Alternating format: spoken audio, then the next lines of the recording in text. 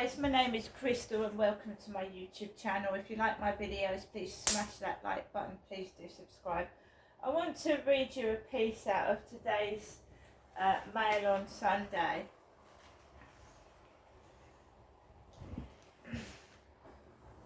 How Channel 4's highly respected broadcaster became the star in a graphic and horrifyingly realistic video that AI can create from one photo.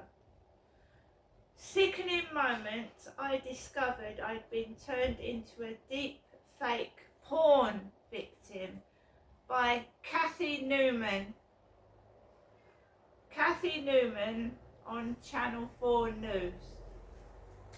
This is her story, April 28th, 2024. Sitting at my laptop, I watched a naked woman with my face having graphic, penetrative sex in a variety of positions with a nude man. The pornographic video lasted for 3 minutes and 32 seconds, and grotesque as I found it, I made myself watch it all. I needed to understand exactly how realistic these images are and also recognise how easy it was for people to access them online. Because as seamless as the footage appeared, it wasn't me at all.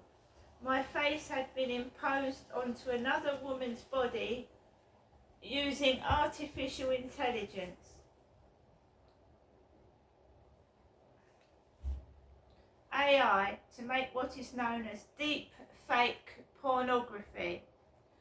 The video had been unearthed by my Channel 4 colleagues while researching the exponential and alarming rise of deep fake porn for a special report which was broadcast last month. Out of 4,000 celebrities they found featured in deep fake porn videos online, 250 were British and one of them was me. None of the celebrities we approached to comment on this would go public.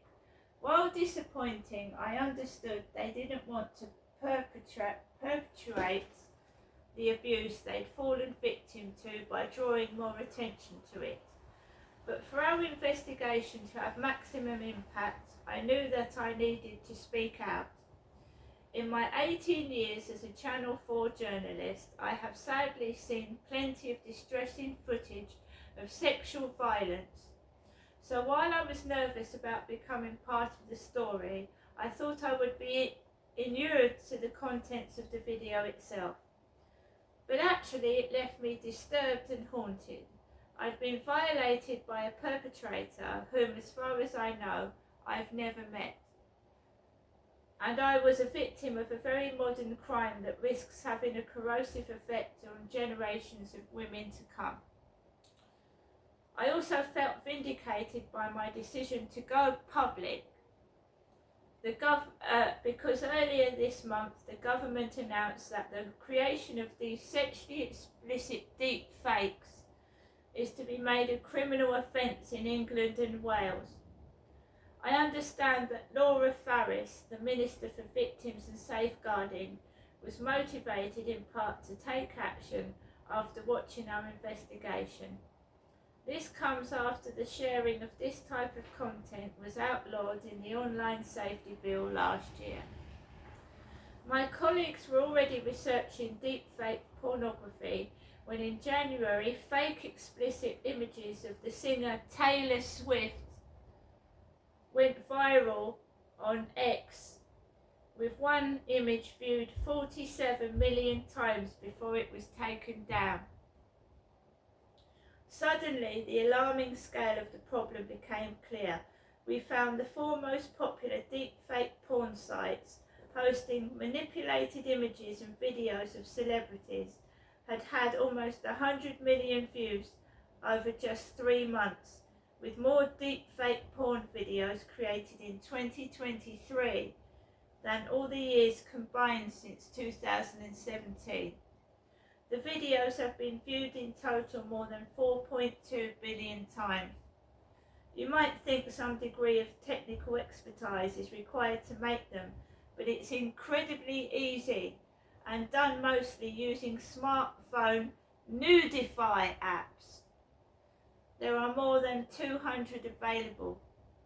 Users submit a picture, one single photograph of someone's face grabbed from social media is all that's needed, and this is used to create a horrifyingly realistic, explicit image.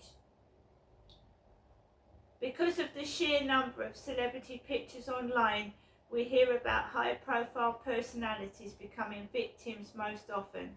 They include American Congresswoman Alexandria Ocasio-Cortez, who this month described the trauma of discovering she had been targeted while in a meeting with aides in February, and Italian Prime Minister Giorgia Meloni, who is seeking damages after deepfake videos of her were uploaded online.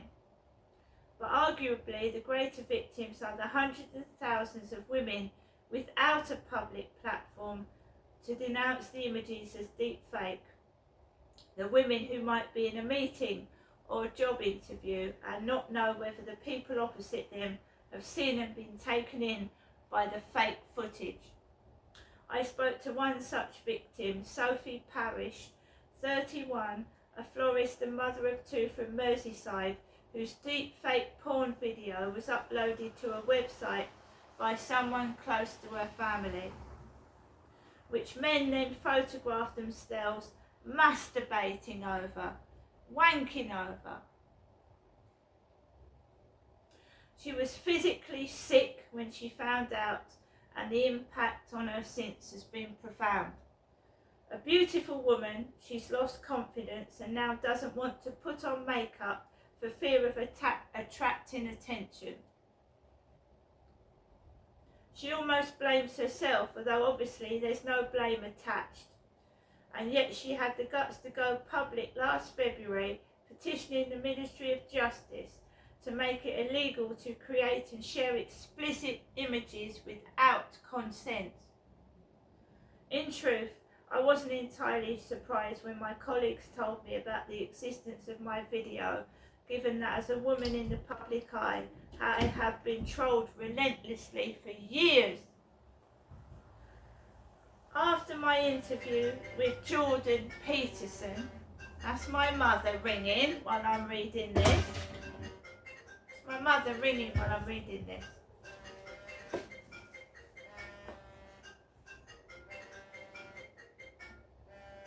Surprise, surprise.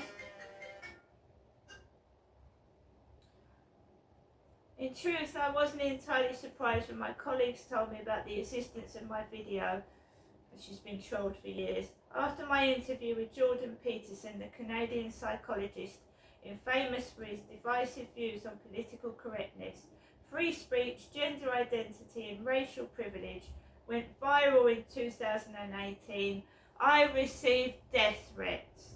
I was called a cunt, bitch and a wanker. And my eldest daughter, then 13, was distressed to come across a meme on Instagram in which my head had been imposed on a pornographic image. So it is understandable that my colleagues were keen I didn't feel under any pressure to watch the video that had been made of me, while my editor was concerned about its emotional impact. But I felt I owed it to each victim of this crime, especially Sophie Parish, who I'd interviewed the day before to understand for myself how it felt to be targeted and speak out. Of course I have access to professionals who can help me process the material, but many women, and 98% of deep fake pornography victims are female, do not. I was worried about the backlash on my daughters, now aged 19 and 15, but like all teenagers, they're aware of the kind of AI content proliferated online, and women interested as to how we can navigate it. After watching the report, they told me they were proud. So too was my husband, though he understandably didn't want to watch the unedited video of me, and nor did I want him to. While the pornographic meme that my daughter saw in 2018 was crude, now we've got dog barking through this. That's the dash hound next door, barking its head off. The noise and the nuisance, just while I'm trying to read this.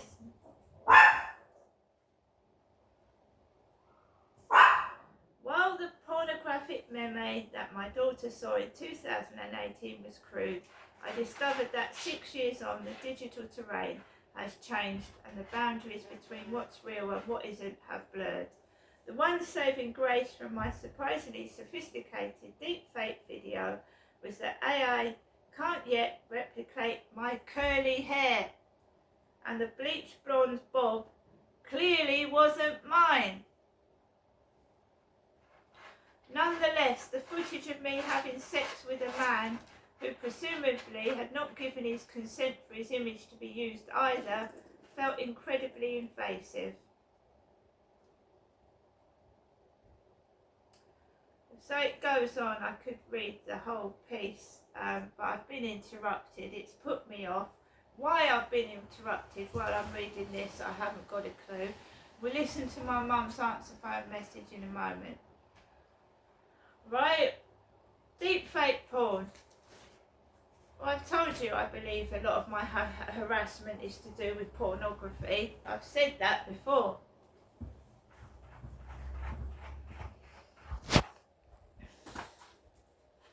I've said that before, haven't I? That I believe a lot of this is pornography. The way they're walking into the co-op with hoods over their heads, walking into a shop with hoods over their heads, following me with hoods over their heads. It's usually men, males, and the intimidation tactics that they're all up to. So has someone spread porn? I'm going to read some more out of the Daily Mail later on. We've got Charles and Camilla in this newspaper. Charles and Camilla, right. Poor Diana's memory, right.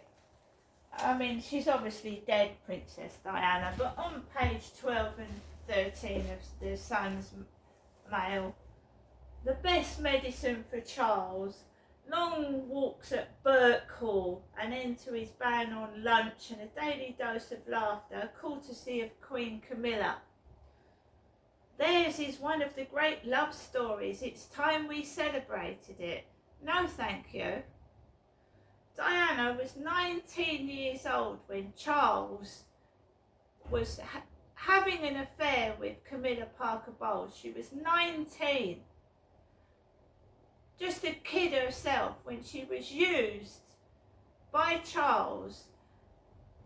He wanted a virgin and he wanted an heir to the throne. So these two were having an affair before Diana was even married to him.